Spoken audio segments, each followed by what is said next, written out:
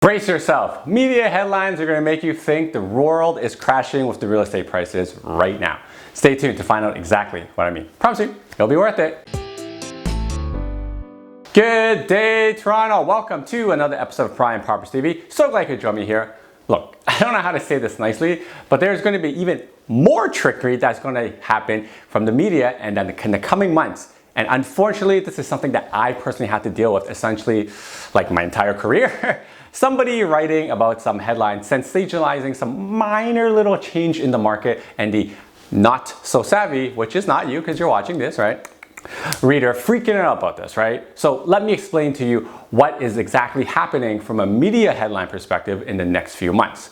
I said this when I encountered the pandemic numbers in April and May when we compare it from a year over year. It essentially happens every year. Only this year it's been blown out of proportion because you can only imagine we're comparing a year in which everything froze or rebounded to what's happening right now, right? So on top of that, we're also comparing it to March 2021, which were the insane highs, and I don't think we're going to reach there for a while.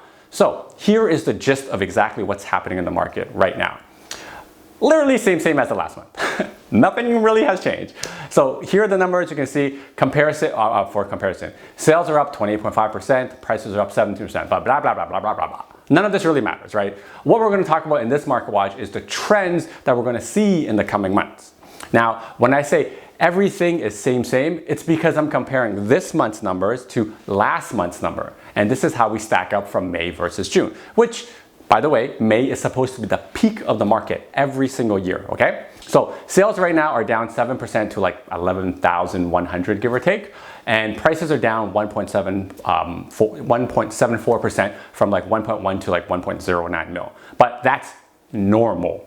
This is supposed to happen, right? And here's the leading indicator why I don't care about prices, because sales are also coming down and so are prices, and they're all trending down. But for the past few months since March, it doesn't matter because inventory is still insanely low. It's actually lower this month than last month at like 1.0 something months of inventory. Now that you see the numbers, let me show you the trends and why I think the next 3 months will probably see prices and sales trend down. But that doesn't mean it's crashing.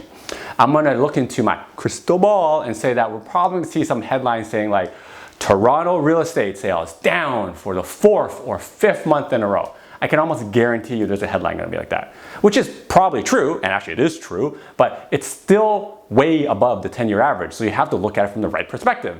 So if you understand this, then you're definitely savvy, but if you don't, let me show you, right? So on this side, on the right hand side, you can see I've isolated the summer months of real estate market trends, right? So this is from May through August. In the last 10 years, there's a lot of data. So notice how every month is going down from a few percentage points month over month.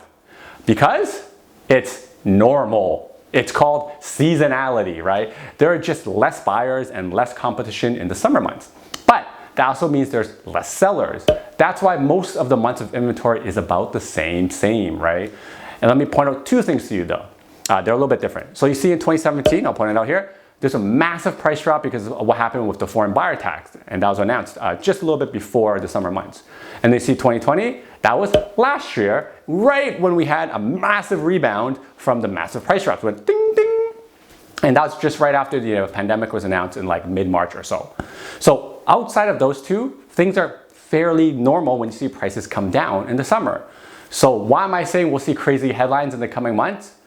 It's because the market is stabilizing right now to probably what I was saying earlier. Same, really nothing different for the next few months. But we had such a massive rebound last year in the summer because of the pandemic. So when you compare year over year numbers, it's obviously gonna look terrible relative to last year.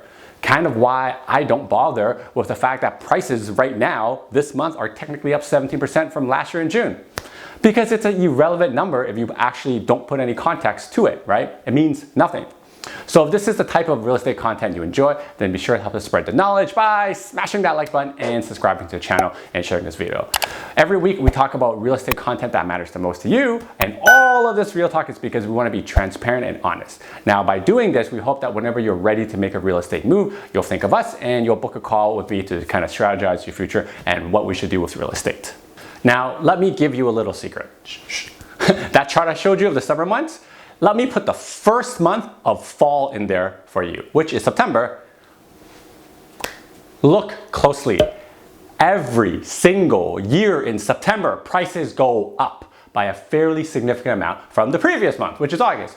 And this is what I mean by seasonality. While we can't compare year over year because the pandemic has essentially messed up the seasonality, we can always look at past history of what happens seasonally most of the time without crazy interventions.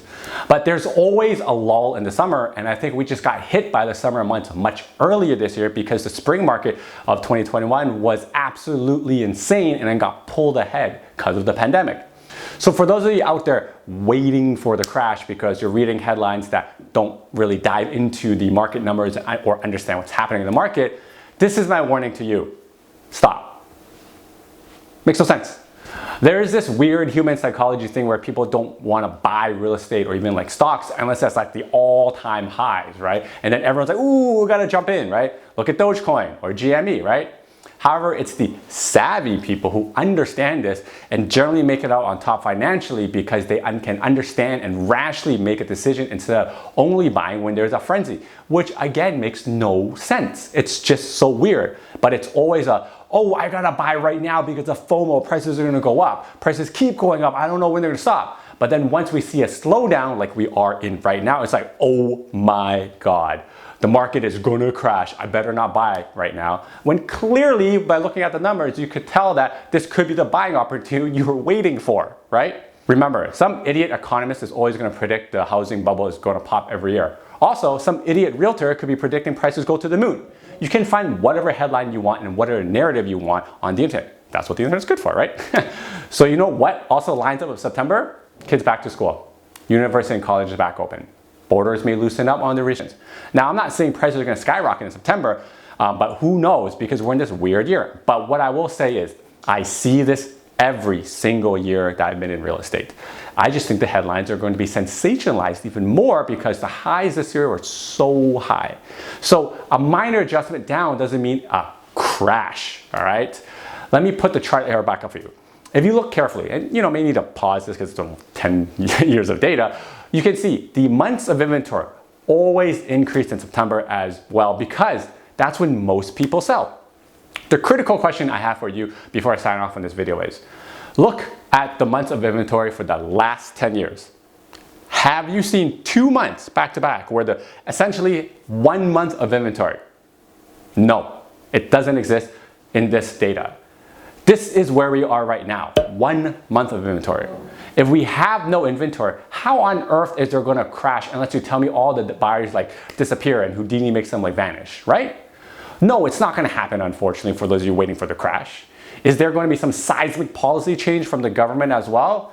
Likely not, because this year is probably an election year and the Liberals don't have majority government right now. So do the math. If you're hoping for a crash this year, you could be hoping for a long time, maybe even until 2020. Plus, I've talked about it before. For us to go back to last year's prices, you need a 35% crash. 35%. Don't be fooled by the headlines that are going to come out soon. It's not going to be pretty and you're going to think the market is going to crash. But I'm here to tell you, it's not. It's not going to. But do of this as you may with the information I've given you because some of you be like, ooh, Zen is trying to sell me more real estate. But some of you be like, oh crap, I realize this. And this is the buying opportunity we've been waiting for. Either way, I hope this helps. And if you are looking to make a move in the real estate market, you can book a strategy call with me using the link here. It's www.chaozen.com. And until next time, your move, your future. See ya. Now that you're done watching this one, how about this one? Oh, you know what? This one's good too. Ooh, this one's really good. You know what? Just watch them both.